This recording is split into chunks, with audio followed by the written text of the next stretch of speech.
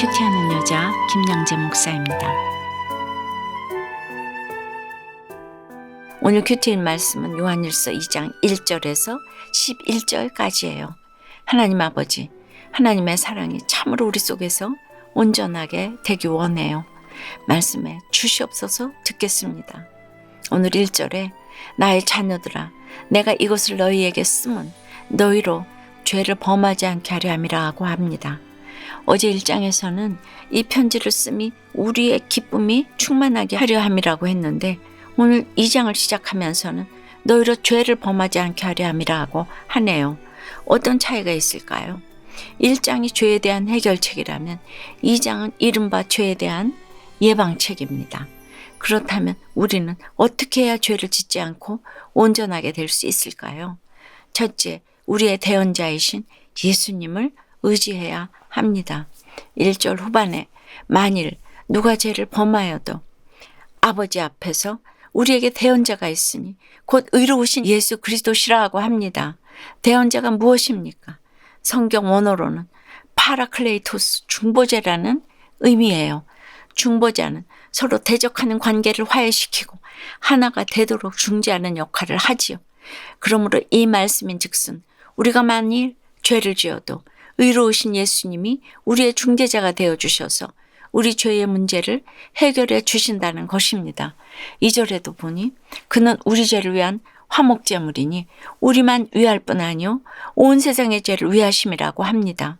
화목제는 하나님과 사람의 관계 회복을 위해 지냈던 제사입니다. 그러므로 화목제물은 그야말로 희생양입니다. 우리가 죄를 지어도 예수님이 화목제물이 되어주셔서 하나님과의 관계를 화목하게 해주시는데 염려할 게 뭐가 있습니까? 그러나 이 말은 예수 믿으면 함부로 죄를 지어도 된다가 아닙니다. 나는 약하여 죄를 범할 수밖에 없는 100% 죄인이지만 그런 나의 전적 무능과 부패를 인정하고 예수님을 의지하라는 것입니다. 그리하면 의로우신 예수님이 내 죄의 영향력을 끊어 주십니다. 예수님을 의지하는 것만이 내 죄를 이기는 유일한 길입니다. 적용 질문이에요. 예수를 믿어도 반복되는 나의 죄는 무엇입니까? 나는 할 수 없어요. 고백하며 예수님을 의지함으로 이기게 된 죄는 무엇입니까? 죄를 짓지 않고 온전하게 되려면 둘째, 말씀을 내 삶에 적용해야 합니다. 3절에 우리가 그의 계명을 지키면 이로써 우리가 그를 아는 줄로 알 것이라고 해요. 우리가 세상에서 사귐을 할 때도 그렇죠. 내가 먼저 상대방의 말을 듣고 따라야 친밀한 교제가 가능해집니다. 하나님과의 사귐도 마찬가지죠. 하나님의 말씀인 계명을 지키지 않으면 하나님과 친밀한 교제는커녕 관계가 점점 멀어질 수밖에 없지요. 4절에 그를 아노라 하고 그의 계명을 지키지 아니하는 자는 거짓말하는 자요 진리가 그 속에 있지 아니하되라고 합니다. 우리가 이렇게 날마다 큐티해도 그렇죠. 말씀 후루룩 읽고 이 방송 듣는 곳으로 나는 오늘 큐티 다 했다 이러시면 안 돼요. 그날 주시는 말씀을 지켜 행해야 합니다. 어떻게 해요? 그날 내게 주신 말씀 중에서 한 가지라도 순종하고 내 삶에 적용해야 합니다. 적용이 없는 큐티는 성경을 읽기만 하는 것이지 지키는 것이 아니에요. 백날 큐티에도 적용이 없으면 꽝이에요. 아예 안 읽는 것보다야 낫겠지만 결실이 있을 수가 없습니다. 5절에 누구든지 그의 말씀을 지키는 자는 하나님의 사랑이 참으로 그 속에서 온전하게 되었나니 이로써 우리가 그의 안에 있는 줄을 아노라고 합니다.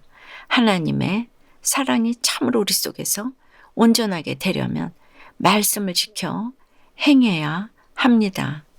내 삶에 적용이 있어야 합니다. 여러분 어떠세요?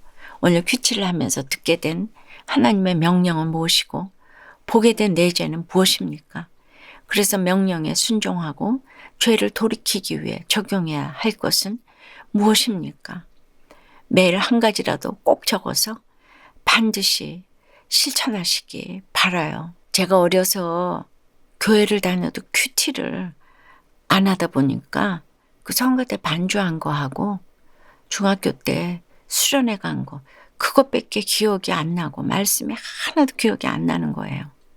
그래서 그 힘든 시집살이에서 말씀이 기억이 안 나니까 죽을 생각밖에 안 했죠.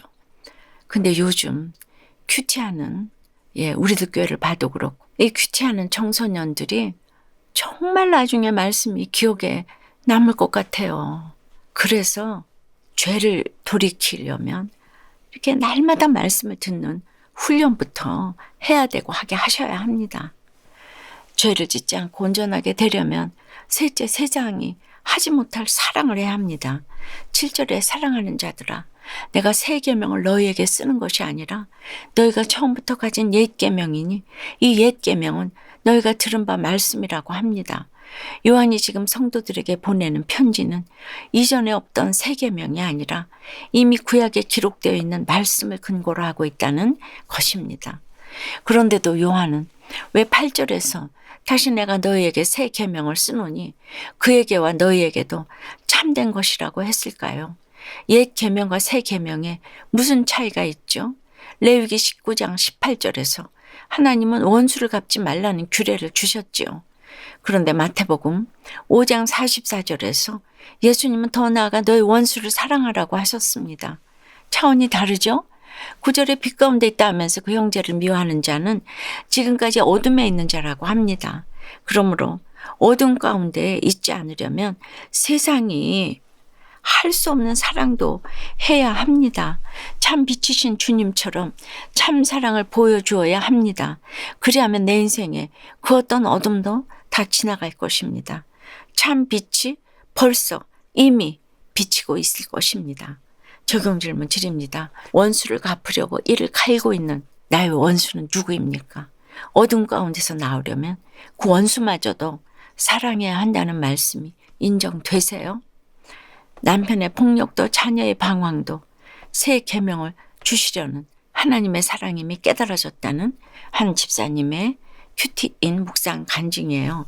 제 남편은 한때 다니던 회사를 그만두고 일도 안 하면서 가족을 일일이 통제하고 억압했어요. 또 아들은 중3 때 사건을 일으키는 바람에 몇 번의 재판까지 받았기도 했어요. 이렇게 끝이 안 보이는 남편의 폭력과 자녀 고난 가운데 아무것도 할 수 없게 된 저는 비로소 하나님 자리에 앉아서 남편을 정지하고 자녀 성공만 바랐던 저의 욕심을 보게 되었어요. 오늘 4절에 계명을 지키지 아니하는 자는 거짓말하는 자요 진리가 그 속에 있지 아니하다라는 말씀처럼 계명도 안 지키고 진리가 제 속에 없어서 하나님께 거짓말하는 자로 살아온 죄가 깨달아졌어요. 이후 주님 살려주세요 라고 부르짖었더니 하나님은 남편을 교회 공동체로 인도해 주시고 첫째 아들에게도 가정을 허락해 주셔서 오랜 방황을 잠잠하게 해 주셨어요. 되돌아보면 남편의 폭력도 자녀의 방황도 모두가 다 저를 구원으로 이끌어 새 계명을 주시려는 하나님의 사랑임이 깨달아집니다. 그런 주의 사랑에 힘입어 이제는 제게 맡겨주신 가족과 이웃의 구원을 위해 계명을 잘 지키고 행하는 자로 살기를 기도해요. 저의 적용은 남편에게 지적하고 가르치는 말을 하지 않고 하루에 한 번 칭찬과 감사의 말을 하겠습니다.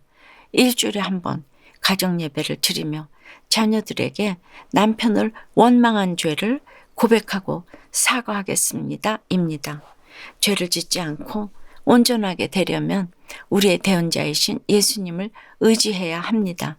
날마다 큐티하며 말씀을 내 삶에 적용해야 합니다.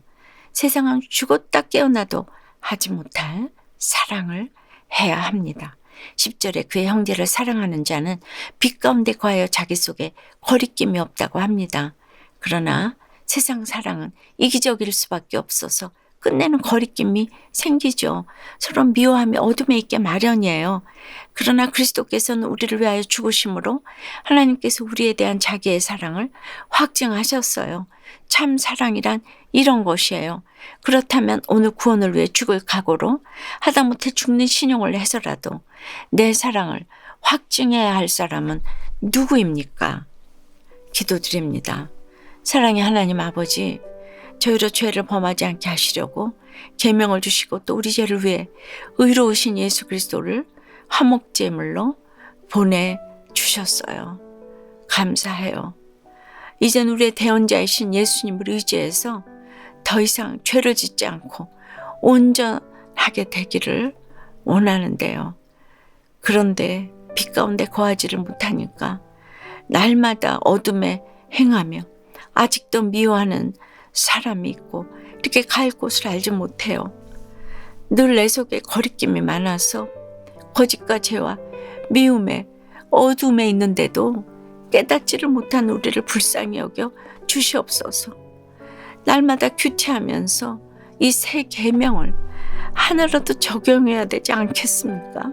집안에서 직장에서 맡기신 지체들의 구원을 위해 세상은 죽었다 깨어나도 하지 못할 사랑을 하기 위해서 참 사소한 적용부터 할 수 있기를 원해요. 이제 곧 새 정부가 출범해요. 대통령부터 어둠에 숨지 않고 빛 가운데 행할 수 있도록 함께해 주시옵소서. 국민들과 정치인들이 진영 논리에 갇혀서 서로 미움을 주고받지 않게 하시고 이 나라의 어둠이 지나가고 참빛이 벌써 비칠 수 있도록 주께서 역사해 주시옵소서. 오직 말씀의 진리와 하나님의 사랑이 참으로 이 나라와 국민 속에서 온전하게 될 수 있도록 도와주시옵소서. 이 나라를 하나님의 빛으로 밝혀 주시옵소서. 예수 그리스도 이름으로 기도드리옵나이다. 아멘. 지금까지 우리들 교회 김양재 목사님이었습니다. 큐티에 도움받기 원하시는 분들은 QTM 홈페이지 qtm.or.kr 또는 유튜브에서 QTM을 검색하시면 도움받을 수 있습니다. 자세한 문의사항은 지역번호 031-705-5360번으로 문의하시기 바랍니다.